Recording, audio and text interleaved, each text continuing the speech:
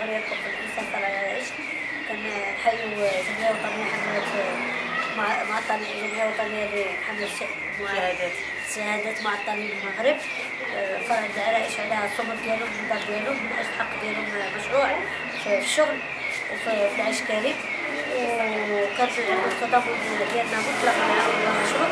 كذلك كنجددوا بسياسه التسويق المماطله اللي كتوجه السلطات والجهات المعنيه مع جمعيه والنضالات ديالها. كذلك بدورنا كنطالبوا بان السلطات المحليه باش تفتح حوار مع جمعيه، وكذلك باش تحل ملفات دارت الملفات العالقه ديال المعطلين محليا، وكذلك لتفادي اللي ممكن يوقع من بعد الخطوه ديالهم مقبله تصعيديا اللي ما كنعرفوش بالضبط شنو ممكن يترتب عليها.